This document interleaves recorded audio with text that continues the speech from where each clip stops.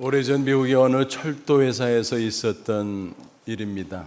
한 직원이 체구가 크고 건장한데 어느 날 냉동 칸 안에 숨진 채로 발견이 됐습니다. 무슨 일이 있었을까? 아마 점검하러 들어갔다가 다쳐서 그렇게 된 것 같습니다.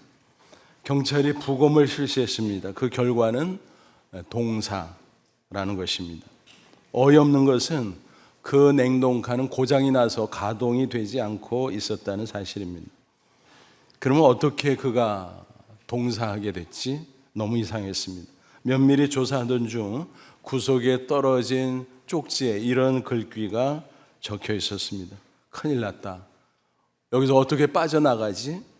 너무 춥다. 몸이 마비되어 가고 있다. 머지않아 얼어 죽을 것 같다. 여러분, 이야기를 들으면서 어떤 생각을 하십니까? 실제 상황보다 그 가운데 어떤 느낌을 갖고 있느냐, 그게 더 중요하다는 것입니다. 두려움을 느끼면 마음이 혼란스러워지고 상황 판단을 제대로 못합니다. 결국 실패할 수밖에 없는 것이죠. 이런 말이 있어요. 고양이 앞에 쥐걸음. 두려울수록 현실의 문제가 더 크게 보이고 그 문제에 사로잡혀 살아가게 됩니다. 쥐는 본래 뒷다리가 길어서 아주 잽싸죠. 그런데 일단 고양이를 보면 부들부들 떨면서 맥을 못 추고 기어갑니다. 결국 잡아 먹히게 되는 거지요. 이와 같이 어떤 문제든 그 앞에서 두려운 마음이 생기면 결국은 실패하고 만다는 사실, 우리가 기억해야 될 것입니다. 그러니까 이런 겁니다. 실제 상황의 어려움 그 자체보다 두려움을 느끼는 것, 그게 더 위험하고, 그러면 백전백패라는 것입니다. 이런 원리를 너무나 잘 알았던 미국의 32대 대통령 루스벨트, 그가 취임 연설에서 이런 말을 남겼습니다. 우리가 두려워야 될 유일한 한 가지는 그 두려움 자체다. 그 당시 미국민은 대공황으로 인해서 공포에 사로잡혀 있었습니다. 어떤 정책을 내놓아도 극복할 수 없었습니다. 제일 중요한 것은 마음이 하나가 되는 거다. 용기가 필요하다. 그래서 그렇게 도전했던 것입니다. 루스벨트의 용기는 어디서 나온 것일까? 하나님을 경외하는 신앙에서 나온 것이었습니다. 결국 모든 국민이 단합하여 용기를 내므로 그 대공황의 위기를 넉넉히 극복했다라는 것입니다. 그래서 이렇게 말할 수 있습니다. 두려움과 신앙은 반비례 관계라는 것입니다. 신앙이 없거나 신앙이 작으면 두려움에 사로잡히게 됩니다. 두려움에 붙잡히면 신앙이 또 자랄 수가 없습니다. 반대로 신앙이 좋으면 얼마든지 두려움을 물리칠 수 있습니다. 오늘 본문에 기록된 사건은 두려움이 얼마나 나쁜가, 또 반대로 신앙은 얼마나 좋은 것인가, 그것을 가르쳐주고 있습니다. 험한 세상을 살다 보면 우리가 수시로 두려움을 느끼게 되지요. 그런 상황, 그런 문제들이 벌어지게 됩니다. 그러나 그때 신앙으로 두려움을 물리치면 얼마든지 승리할 수 있습니다. 반대로 두려움에 사로잡히면 실패할 수밖에 없습니다. 이 원리를 꼭 기억하십시오. 아무쪼록 오늘 말씀을 통해 어떤 상황에서도 하나님을 경외하는 신앙으로 무장해서 당당하게 승리하는 저와 여러분 되시기를 주님의 이름으로 축원합니다. 오늘 본문의 역사적 배경은 출애굽 광야 시대입니다. 애굽에서 종살이하다가 해방된 이스라엘 백성들 모세 인도로 이제 광야를 통과해서 가나안 땅으로 향하고 있었죠. 어느덧 가나안 땅에 가까운 가데스라고 하는 곳에 이르렀습니다. 가나안은 축복의 땅이죠. 하나님이 약속하신 땅입니다. 그래서 가나안 복지라고 부르잖아요. 얼마나 설렜을까. 근데 웬걸 가까워질수록 불안해졌습니다. 그래서 가나안 땅을 미리 정탐해 보면 좋지 않을까라는 생각을 하게 됐습니다. 사실은 불필요하죠. 하나님이 약속하셨잖아요. 적과 꿀이 흐르는 땅이야. 가면 돼. 다 준비해 놨어. 또 원주민들이 세지만 내가 너희들과 함께 하잖아. 괜찮아. 너희들이 승리할 수 있어. 약속하셨잖아요. 게다가 애굽에서 이미 나왔으니 되돌아갈 수도 없잖아요. 전진 그것만이 유일한 정답인 것입니다. 그래도 불안했던 그들은 머뭇거리다가 결국 정탐꾼을 파견하게 됩니다. 하나님은 마지못해 허용하셨어요. 아마 마음이 안 좋으셨을 거예요. 왜냐하면 그들이 하나님을 믿지 않았기 때문에 정탐하려고 한 거잖아요. 우리가 인간관계에서도 그렇잖아요. 제일 기분 나쁜 게 뭐예요? 상대방이 나를 믿어주지 않을 때 정말 기분 나쁘잖아요. 하나님이 속상하셨으리라고 생각이 됩니다. 어쨌든 이렇게 해서 지파별로 한 명, 전체 12명의 대표가 가나안 땅을 정탐하러 떠납니다.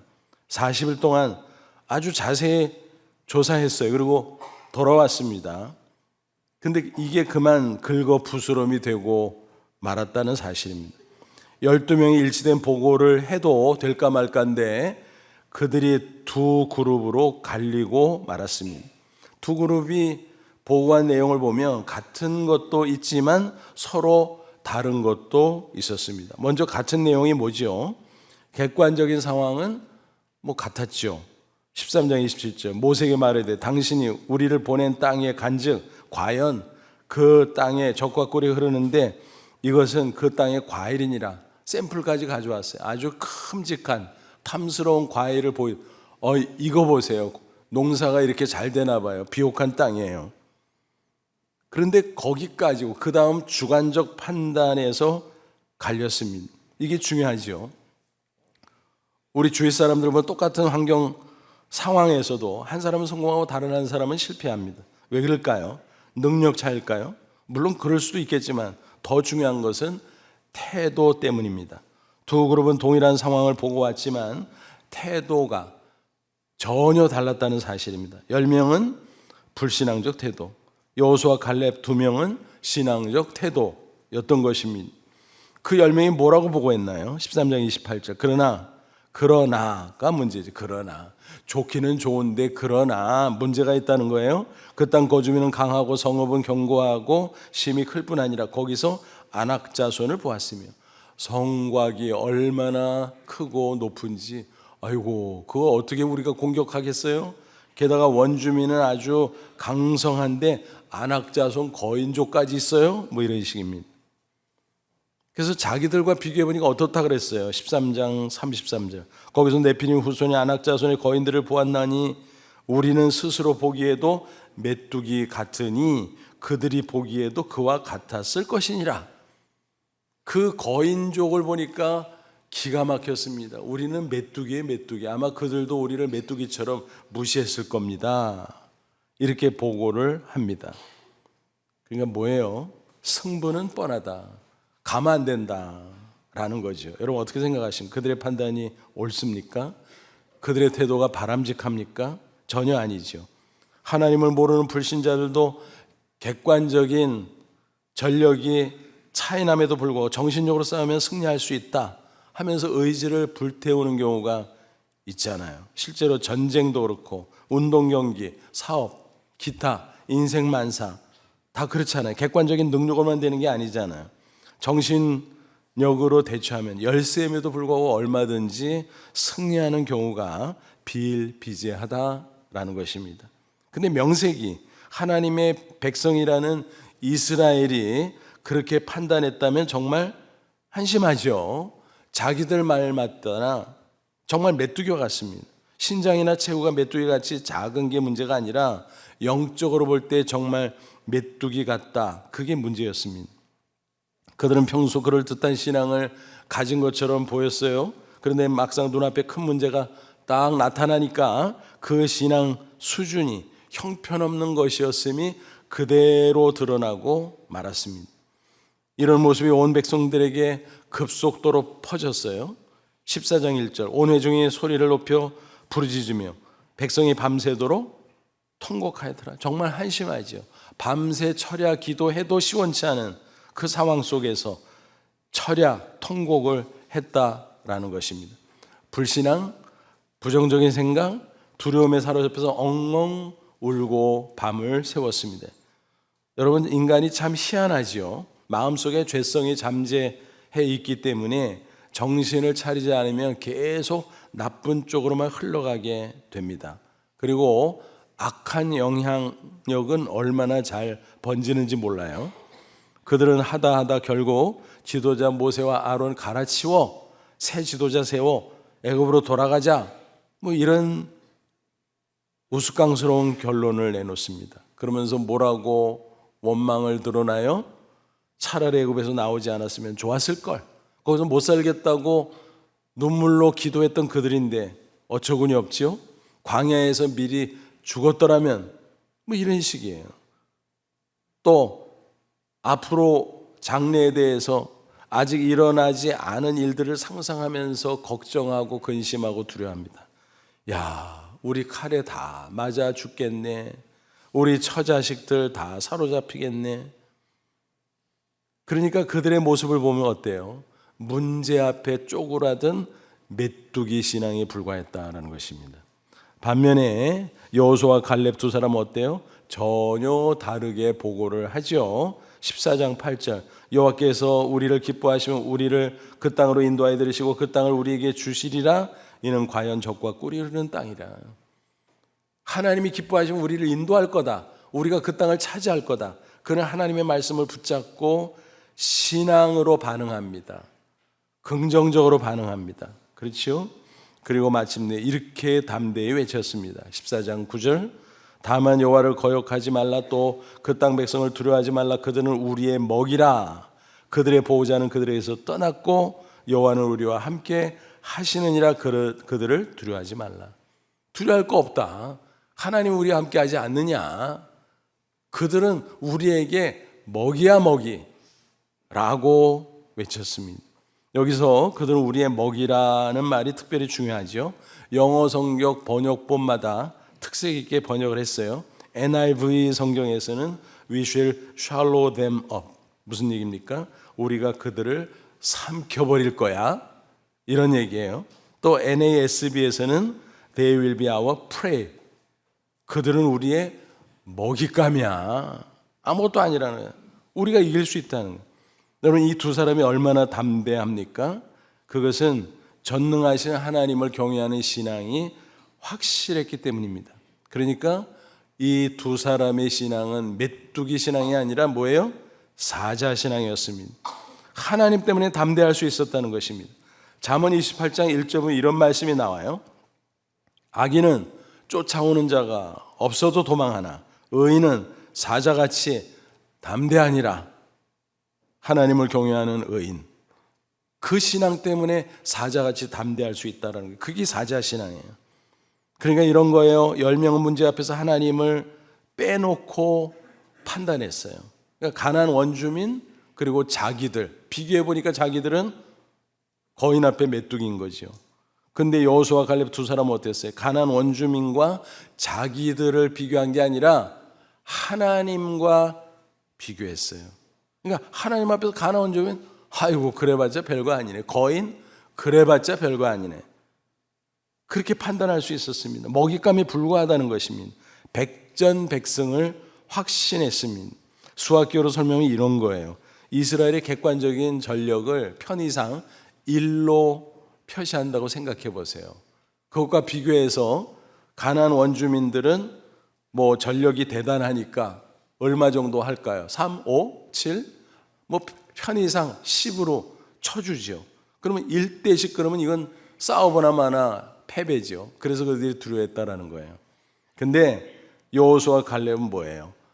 플러스 무한대. 1 플러스 무한대야. 우리는 쟤들은 10이지만 마이너스 무한대야. 뭐예요? 1 플러스 무한대는 플러스 무한대요. 10 마이너스 무한대는 마이너스 무한대요. 누가 이겨요? 우리가 이긴다는 거죠. 이게 그들의 신앙이에요. 그러니까 담대한 사자 신앙일 수 있는 것입니다. 여러분 10명과 2명의 신앙을 비교해서 한번 생각해 보세요. 나는 양쪽 볼 때 어느 쪽일까? 여러분 평소에는 내가 교회를 꽤 오래 다녔다 그러면 특별히 신앙이 제법 괜찮은 줄로 생각할 수 있어요. 하지만 어떤 문제가 내 앞에 딱 나타나면 내 신앙의 수준이 그대로 드러나게 된다는 것입니다. 적나라하게. 이런 경우 천국 가신 지 오래된 어르신이지만 우리 교단의 원로로서 총회장도 지내셨고 기독신문 주필도 오랫동안 하셨던 목사님, 고 한명수 목사님이란 분이 계십니다. 수원 쪽에 창원대교회를 설립하시고 오랜 세월 목회를 하시다가 천국 가셨는데 그분이 중년의 때에 몸이 이상해. 병원 가서 진단 받았는데 위암 4기래. 기가 막히죠. 의사는 방치하면 6개월 정도 생존할 수 있습니다. 근데 수술 받으면 성공 가능성이 희박합니다. 어쩌라는 거야. 눈앞이 캄캄합니다. 그 순간 하나님을 잊어버렸어요.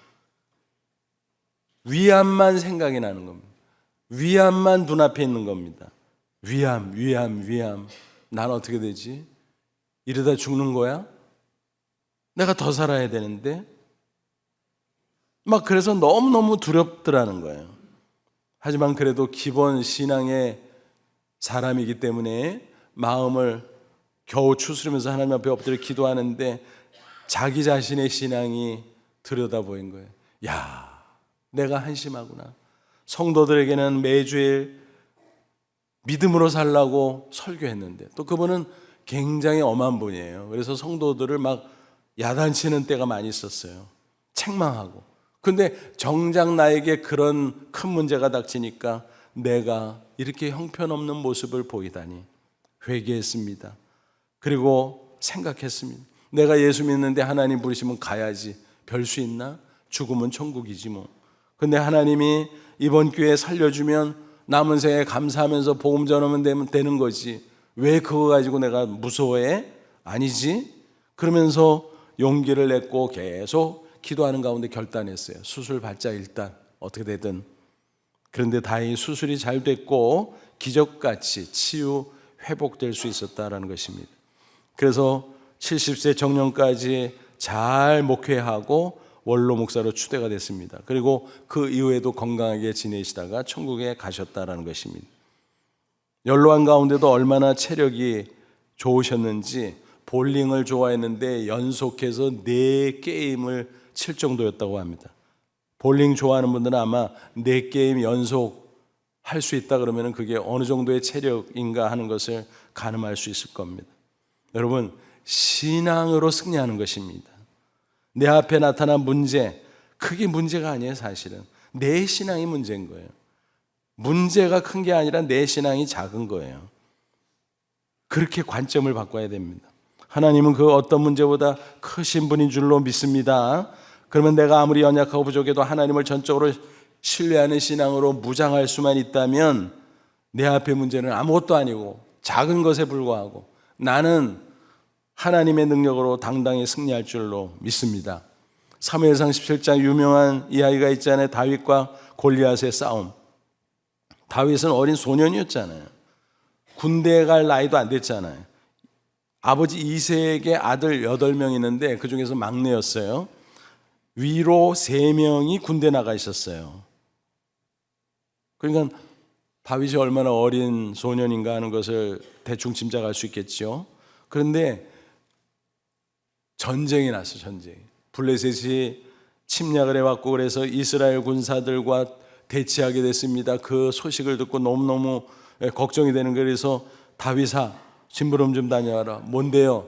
네 형들 군대 나가 있잖아요. 근데 블레셋과 싸움이 벌어졌댄다. 야, 괜찮은가? 가서 면회 갔다 와. 확인하고 와. 내가 음식 사줄 테니까. 그래서 그걸 들고 찾아갔어요. 근데 딱 가니까 어떤 상황이 벌어졌는가? 다행히 아직까지 전면전이 벌어지지 않는데 고대인들의 전투는 이런 식이었다고 해요. 그냥 무조건 맞붙어서 싸우는 것이 아니라 양쪽이 대치하다가 양쪽에서 1대1 결투를 벌이는 것입니다. 그래서 지면 진쪽이 항복하면 다 되잖아요. 승부가 났잖아요. 그러니까 피 흘릴 필요가 없다. 아주 합리적이죠. 어떻게 보면. 그래서 줄 거 주고 받을 거 받고 그러면 끝나는 거죠. 그래서 전쟁하는 거니까. 마침 블레셋 쪽에서 골리앗 장군이 나와서 싸우자고 시비를 걸고 있는 겁니다. 누구 하나 나와. 나랑 1대1로 결투해. 그래서 지는 쪽에 항복하면 되잖아. 뭐 이런 식이었습니다. 근데 문제는 이스라엘 군사 중에서 나서는 자가 없었다는 것입니다. 그 장면을 목격한 거예요. 다윗이 너무너무 화가 났습니다. 아니, 전능하신 하나님을 믿는 이스라엘 사람 중에서 나설 자가 한 명도 없어. 저 하나님을 모르는 이방인 가운데 벌벌 겨. 아무리 체구가 커도 그렇지, 아무리 무장을 했어 그렇지, 이게 뭐야, 내가 할래 내가. 그러니까 소란이 생겼어요. 형들은 창피해가지고, 야, 이 꼬마가 뭘 한다고 집에 있지 여기까지 와서 소란 떠냐, 이 녀석아. 그러지 않아도 분위기가 흉흉한데. 그러지요. 다른 군인들도 저 꼬마 뭐야, 누구네 동생이야, 그 형들 어딨어, 쟤 좀 어떻게 쫓아버려, 뭐 이런 식으로 막 핀잔을 주고 난리가 났습니다. 소란을 떠니까 보고가 올라가서 왕이 알게 됐고, 왕이 불렀어요. 그랬더니 조그만 꼬마가 얼마나 당돌한지, 야, 네가 어떻게 싸우러 나가겠냐, 아이 왜 못해요, 내가 양 치면서 사자도검도 다 쳐부쉈는데 저까지 블레셋 사람 아무것도 아닙니다. 아 그래, 진짜 너 할 수 있어? 아 그렇다니까요. 허락을 하는데 못 믿어가지고 갑옷을 빌려주려고 그랬잖아요. 칼을 빌려주려고 그랬잖아요. 근데 칼이 너무 커, 갑옷도 너무 사이즈가 커, 어기적거려. 입어봤더니. 그래서 다 던져버리고, 막대기 하나, 물매, 돌을 던지는 도구죠 하나, 그리고 돌멩이 5개만 달랑 갖고 나갑니다. 뭐 비무장이죠 사실은. 상대방 골리앗은 어땠어요? 신장이 2m 80, 노트구를 착용했고 비늘 갑옷이 무려 57kg, 다리에는 녹각반 착용하고 어깨에는 단창을 메고 있었습니다. 게다가 골리앗 앞에는 방패를 든 호위병이 있는데, 방패가 얼마나 큰지 뭐 아무리 뭐를 던지거나 쏴도 뭐 당해낼 수 없을 것 같아요. 그러니까 뭐예요? 골리앗은 거인이고, 그것에 비교하면 다윗은 메뚜기 같았을 겁니다. 그런데 다윗은 전혀 기죽지 않아요. 왜요? 하나님이 함께 계시니까. 그는 당당히 외쳤습니다.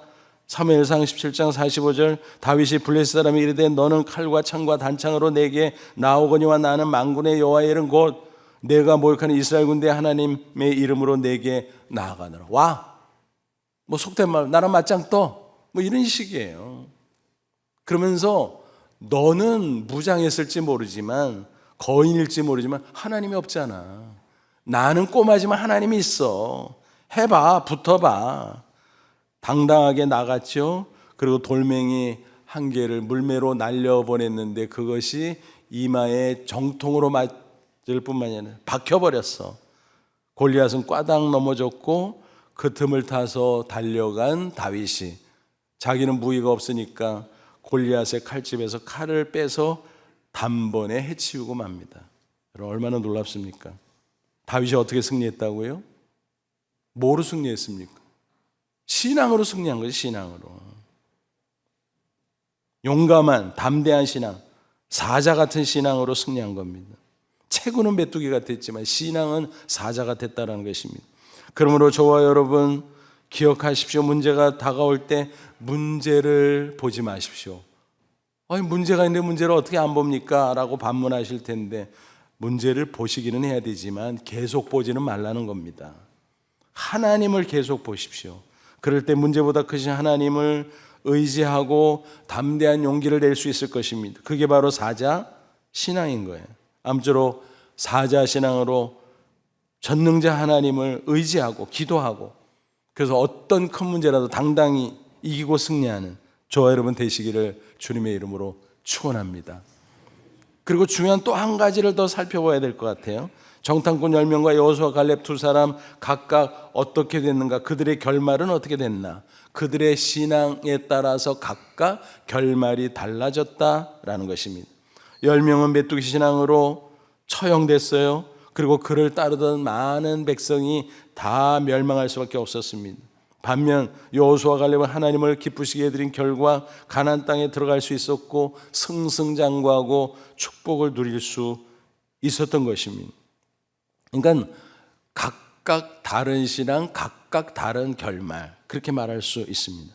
메뚜기 신앙을 가진 자들 어떻게 되는지 보시죠. 하나님이 그들을 괘씸히 여기셨어요. 그리고 징벌하셨습니다. 여기서 우리가 특별히 유의할 사항이 있는데, 말이 중요해요. 말. 신앙은요 마음속에 있는 건데 말을 통해서 표현되잖아요. 그래서 말을 잘해야 돼요. 신앙으로, 긍정적으로 신앙의 말을 해야 돼요. 이 부정적인 말하는 사람은 왜 그럴까요? 이 속에 신앙이 없어. 신앙이 약해. 그래서 부정적인 말이 나오는 것입니다. 또 그런 말을 할 때 행동도 신앙의 행동이 나갈 수 있는 것이요. 그런데 10명이 어떻게 했어요? 불신앙으로 부정적인 말을 내뱉고 말았습니다. 그래서 그게 번져서 백성마다 다 두려워하고 난리가 났던 거예요. 그런데 하나님께서 그걸 내려다보면서 너무 괘씸했어요. 이놈들, 나를 무시하냐?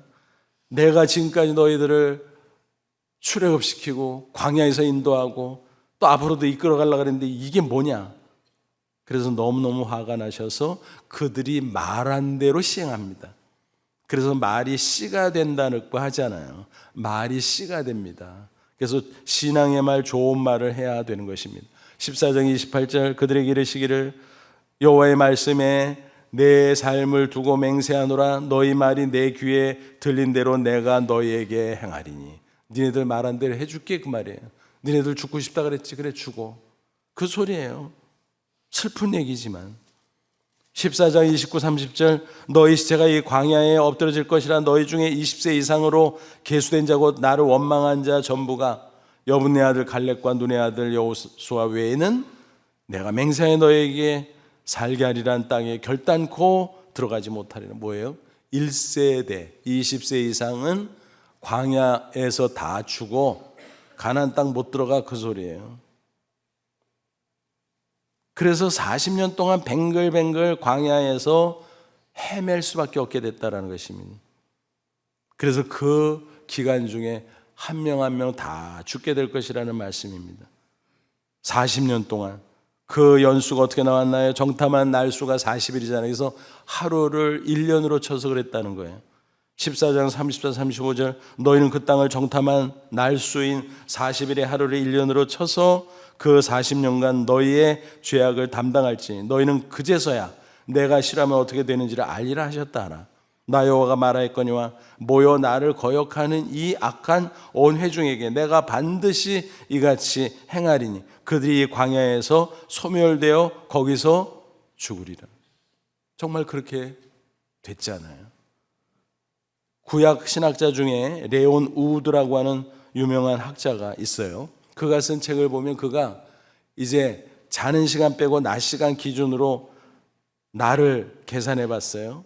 그리고 죽은 사람들을 계산해 봤어요. 그랬더니 이렇게 결론이 나왔습니다. 1세대 카운트한 게 몇 명이었어요? 남자 장정 60만. 그러니까 여자가 파트너로 있을 테니까 60 도합 120만 명. 그들이 다 죽었다는 거예요. 여호수아 갈렙 빼고. 그럼 40년이니까 낮 시간 기준으로 활동하는 그런 시간 기준으로 하니까 하루 평균 85명이 죽었어. 시간당 7명 꼴로 죽었어. 여기저기서 애곡하는 소리가 들렸을 것입니다. 여기서 저기서 장례를 치렀을 것입니다. 그러니까 심하게 말하면 40년 광야 방황의 세월 동안 한 일이 뭐냐? 장례 치르는 거였어요. 장례 치르는 거. 그지 뭐 농사를 지었어요? 뭐 했어요? 매일매일 시간 장례를 치르고 지냈다라는 것입니다.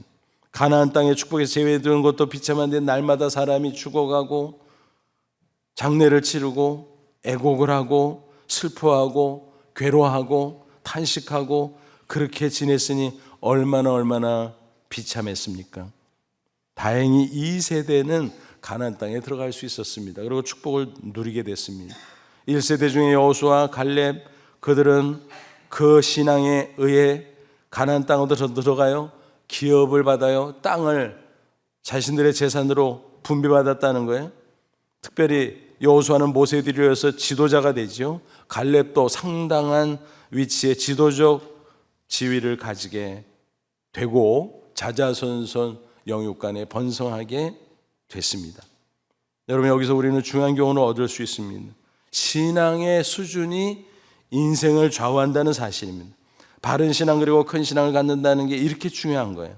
많은 사람이 인간의 외적인 조건이 성공 요인인 것으로 생각을 해요. 착각입니다. 여러분, 인간의 조건이 좋다고 성공할까요? 아니요. 인간의 조건이 나쁘면 무조건 실패할까요? 아니요. 조건이 좋을 때 성공할 수도 있고 실패할 수도 있어요. 조건이 나쁠 때 실패할 수도 있고 성공할 수도 있어요. 그러네. 그렇지 않아요? 주변 보세요. 맞잖아요, 제 말이. 그러니까 조건 때문에 성공하는 게 아니네. 그러고 보니까 조건 때문에 실패하는 게 아니네. 맞습니다. 더 중요한 것은 태도예요. 태도 때문에. 근데 그 태도를 결정하는 것이 바로 신앙이라는 거예요. 이 원리를 꼭 명심하시고 바른 신앙, 그리고 큰 신앙을 위해서 말씀을 묵상하고 기도하고 일상의 삶 속에서 그 신앙으로 살아갈 수 있기를 바랍니다. 그럴 때 온전한 신앙으로 굳게 세워져 갈 줄로 믿습니다. 여러분, 누누이 말씀을 드려요. 문제를 보지 마세요. 잠깐 보고 파악하면 그만 보세요. 그리고 문제보다 크신 하나님, 무한광대하신 전능자 하나님을 바라보십시오. 절대로 문제의 시선을 뺏기지 마십시오. 영적인 시선을 하나님께 집중시키시기를 바랍니다. 시편기자는 이렇게 노래합니다. 121편 1절 2절 내가 산을 향하여 눈을 들리라. 나의 도움이 어디서 올까?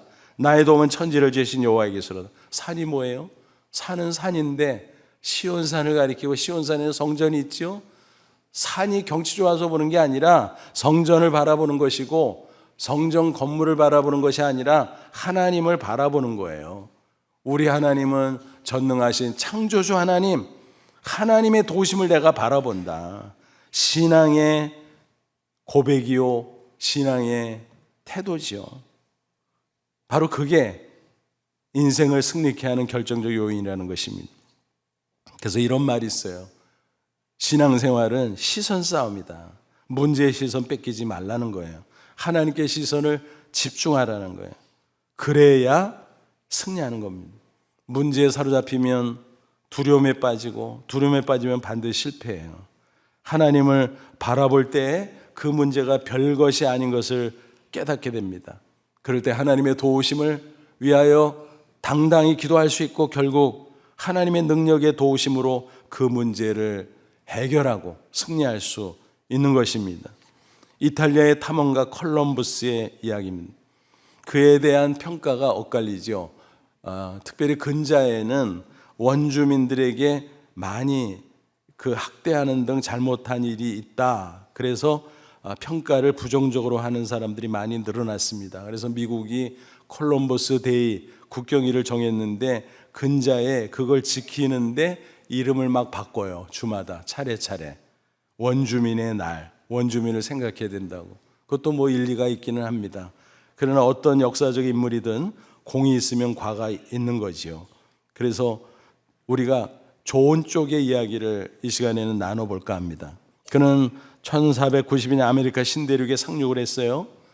그래서 세계 역사의 대전환을 이루었습니다. 근데 그의 항해는 아주 초라하고 힘든 것이었습니다. 88명의 선원과 함께 세 척의 작은 선박을 거느리고 항해를 하는데 처음부터 끝까지 계속 시련의 연속이었습니다. 작은 배를 타고 가는데 기상, 악천후일 때는 얼마나 힘들었겠어요. 뭐 파선의 위기, 목숨을 잃어버리는 위기 얼마나 느꼈겠어요. 근데 그뿐만이 아니라 선원들과의 갈등이 있었어요. 선원들이 반항하지요. 때로는 반란해서 자기들끼리 힘을 합쳐서 그를 제거하려고 하지요. 그리고 돌아가겠다는 겁니다. 이 미친 짓 어디까지, 끝도 없이 어디까지 가냐고 항의를 합니다. 얼마나 힘들었겠어요, 혼자서. 너무너무 힘들었을 것입니다. 하지만 그는 굽히지 않고 선원들에게 확신에 찬 목소리로 선포했습니다. 하나님이 우리를 지키십니다. 하나님이 우리에게 새로운 세계를 반드시 보여주실 것입니다. 하나님이 창조하신 지구는 둥굽니다.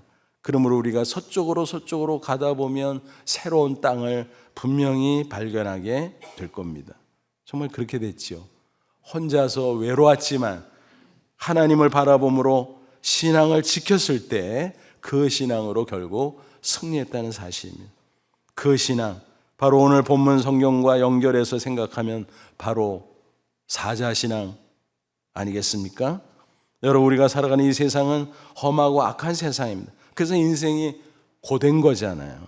과연 우리는 어떻게 승리할 수 있을까요? 좋은 조건, 그것으로 승리할 수 있는 게 아니에요. 신앙으로 승리할 수 있는 것입니다. 그런데 교회 왔다 갔다 한다고 신앙이 있는 게 아니에요.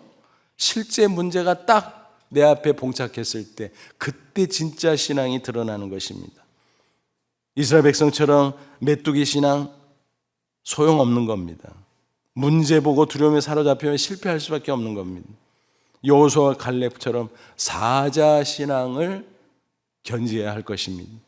어떤 문제가 닥쳐와도 하나님께 시선을 고정함으로 담대하게 사자 신앙을 품으십시오.